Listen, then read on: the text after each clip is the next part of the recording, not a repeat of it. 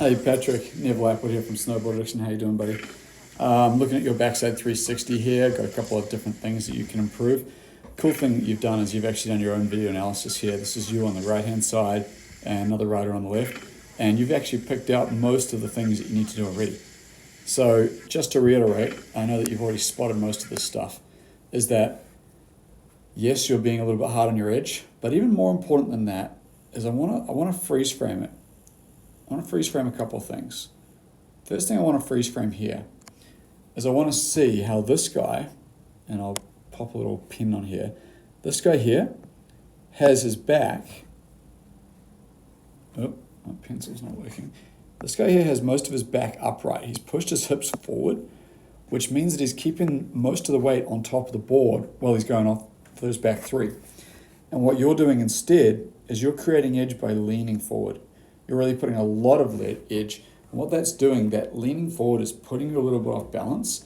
It's causing you to edge too hard, and it's causing you to drift a little bit too hard. So if you look again at the side by side, what you want to do is you want to push your hips a little bit forward, which will straighten up your back, keep more weight on your board, and allow you to be on more of a light edge.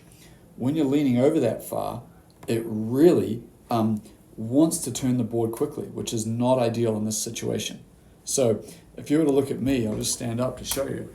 I know you can't quite see me, but basically, the more you push your hips forward, hips and knees forward, the more it's going to force your back upright. Now you can still create as much toe edge as you need in that upright position. That's the position that you want as you take off the lip.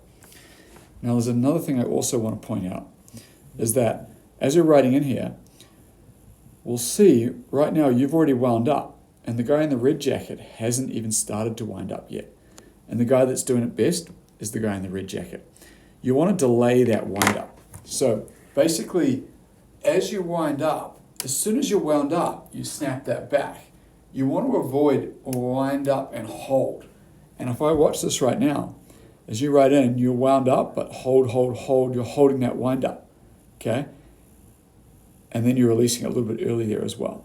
So you're holding that wind up for quite some time, whereas the red guy is more like what I do, is he comes in neutral, and as he goes through the spoon of the jump, he'll wind up, and as soon as he's wound up, he'll release that. And you'll see that he's releasing it as he pops off that edge with his hips pushed more forward, whereas you're releasing it a little bit early before you've popped off the edge with your hips bent over. So if you can think about that, about riding in more neutral, winding up the last minute and releasing it as soon as you wind up, and pushing your hips forward, those few aspects are really going to help to improve your backside threes and make them look more like the guy on the left. Hopefully this helps. Neville Applewood from Snowboard Addiction. Our goal is to improve your riding.